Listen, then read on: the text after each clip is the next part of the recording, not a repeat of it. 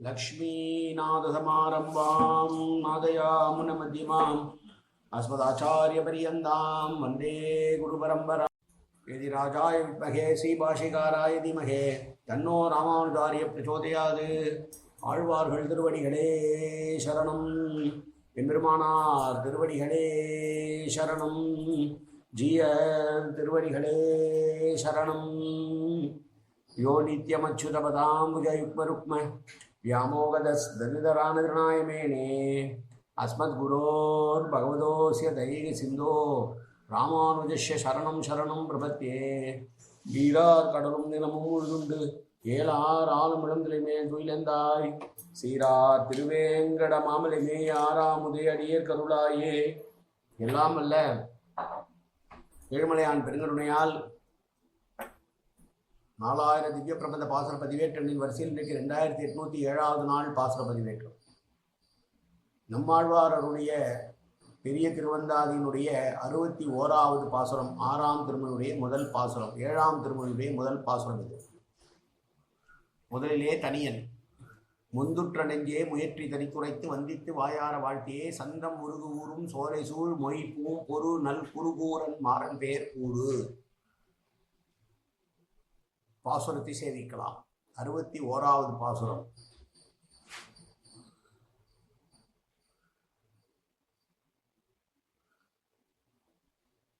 இறைமுறையான் சேவடி மேல் மண்ணளர்ந்த அந்நாள் மறைமுறையால் வானாடர் கூடி முறைமுறையின் தாது இலகு பூத்தெளித்தால் ஒவ்வாதே தாழ் விசும்பின்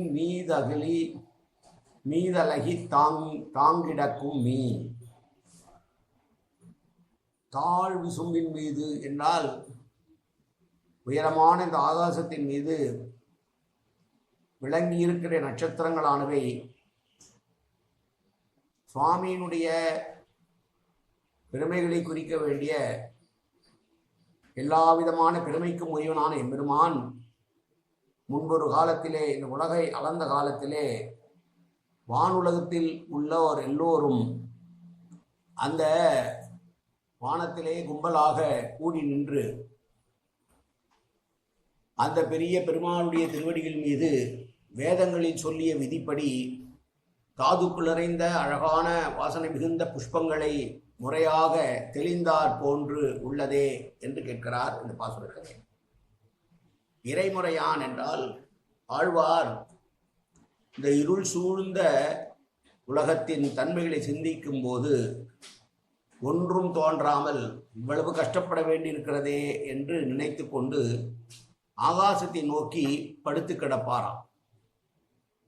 நலத்தார் மிக்கார் குடத்தை கிடந்தாய் உன்னை காப்பான் நானால் அப்பாய் ஆகாயத்தை நோக்கி எழுவன் தோழுவனே என்று திருவாய்மொழியிலே பேசுகிறார்.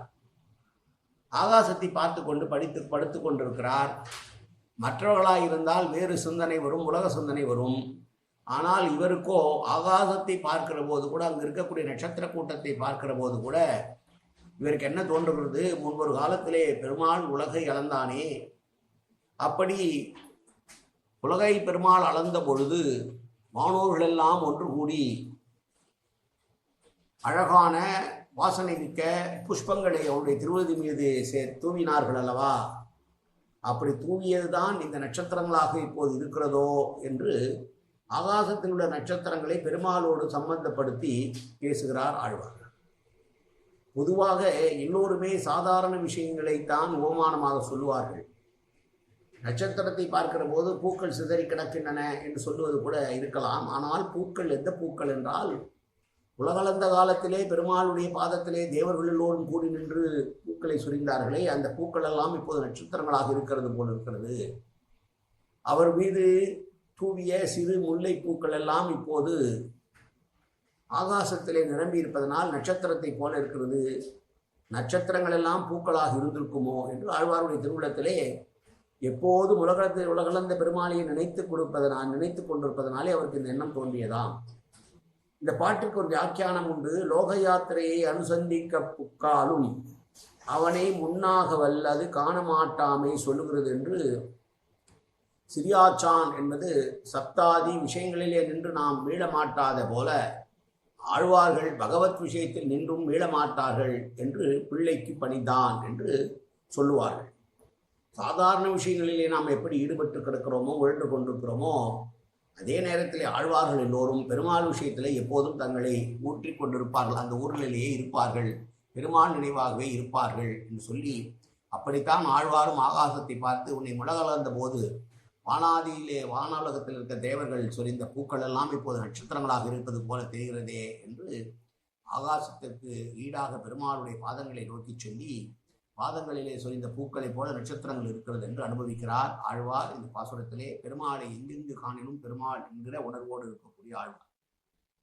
எதை கண்டாலும் ஆழ்வாருக்கு பெருமாளாக தெரியுமாதலால் இங்கே நட்சத்திரங்களையும் ஆகாசத்தையும் கூட உலகளந்ததற்கு ஒப்பிட்டு பேசிக் கொண்டிருக்கிறார். அந்த மாதிரி சொன்ன பாசுரம் இந்த பாசுரம். மீண்டும் ஒரு முறை பாசுரத்தை பார்க்கலாம். இறைமுறையான் சேவடி மேல் மண்ணளந்தன்னாள் மறைமுறையால் வானாடர் கூடி முறை முறையின் தாது இலகு பூத்தெளித்தால் ஒவ்வாதே தாழ் விசம்பின் மீதலகி தாங்கி கிடக்கும் மீது இலசி கிடக்கும் மீன் தாங் கிடக்கும் மீன் காயன வாச்சா மனசேந்திரிவா அப்ஜாப்தனாவா பிரகதேசுவாவாது கரோமேத்ரத் சகலமரஸ்மி ஸ்ரீமன் நாராயணாயை சமர்ப்பியாமி. உடலாலும் உள்ளத்தாலும் வாக்காலும் சகல விதமான பாவங்களும் தோஷங்களும் நிறைந்ததாக உலகத்தில் விரும்பும் போதிலும் அடியேன் செய்கிற நல்வினையோ தீவினையோ அத்தனையும் உன்னுடைய கமலமலர் பாதங்களில் சமர்ப்பிக்கிறேன் கண்ணா. காத்தொள்வாய் கண்ணா, ஏற்றுக்கொள்வாய் கண்ணா, எப்போதும் திருநாமம் கண்ணா கண்ணா கண்ணா என்று என் நாவில் வருவதற்கு அருள் புரிவாய் கண்ணா. சர்வத்திர கோவிந்தநாம சங்கீர்த்தனம்.